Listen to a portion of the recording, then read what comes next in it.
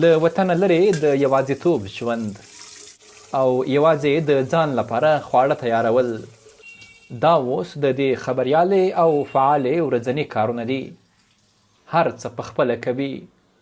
دا وایي د مسافرۍ په دې کړېدلي ژوند کې یې هم تر هر څه زیات د خپل وطن اوسنی حال کړوي او زیاتوي.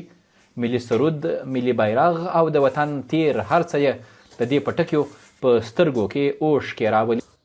هر څه ته چې اوس موږ اشاره کوو په افغانستان کې هغه موږ دردوي، هغه زموږ په سترګو کې اوښکې راولي.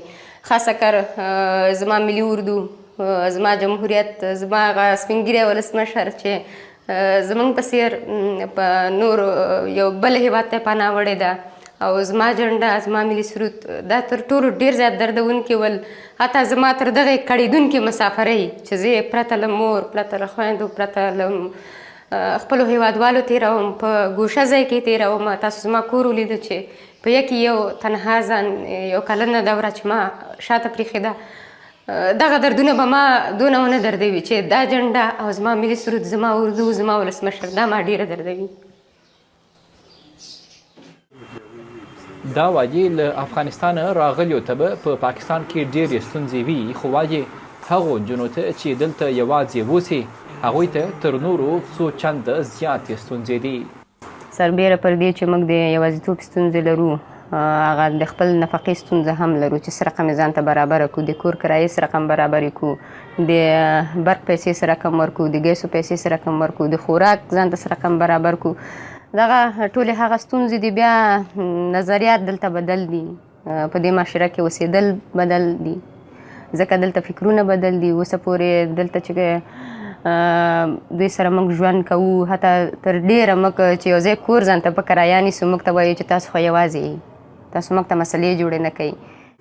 دغه افغان خبریاله وایي په پېښور کې یې په فرهنګي ځایونو کې لا هم پښتانه بیل نه ګڼي، خو وایي د دغه ښار د ولسي وګړیو نظر د دوی په هکله ډېر بدل او حیرانونکی دی.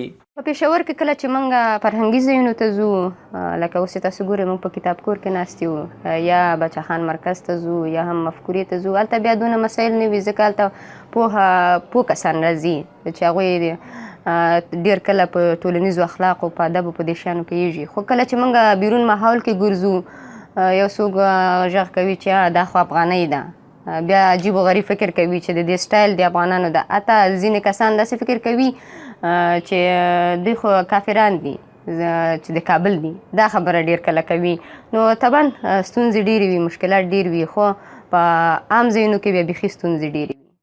په پاکستان کې چارواکي وایي له 2021 کال له اګست راهیسې تر اوسه پورې یاد هېواد ته 6 لکه افغانان راغلي چې هیڅ یو هم د کډوال په حیث نه دی منل سوی.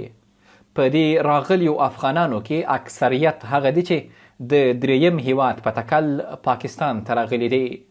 خدای نور ناصر، امریکا غږ، پېښور.